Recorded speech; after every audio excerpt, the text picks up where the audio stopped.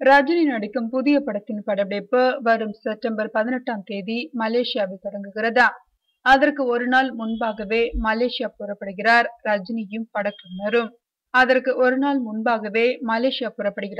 ரஜினியும் படக்குழுவினரும்.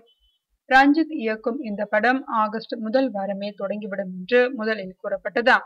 மலேசியாவில் படப்பிடிப்பு நடத்த தேவையான இடங்களை எல்லாம் ஏற்கனவே பார்த்து முடிவு செய்துவிட்டனர்.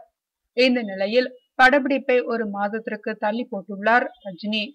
இப்போது வெளிநாடு சென்றிருக்கும் இயக்குனர் ரஞ்சித் திரும்பி வந்ததும் படத்தின் நடிகர் நடிகைகளை இறுதி செய்யவிருக்கிறார்கள்.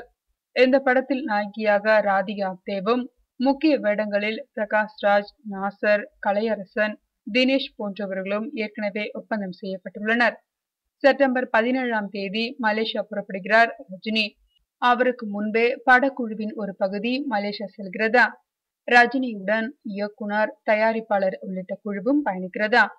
40 நாட்கள் அங்கு முதல் கட்ட படப்பிடிப்பு நடக்கவிருக்கிறதா? இறுதிக்கட்ட படப்பிடிப்பு சென்னையில் நடக்கும் என்று தெரிகிறதா?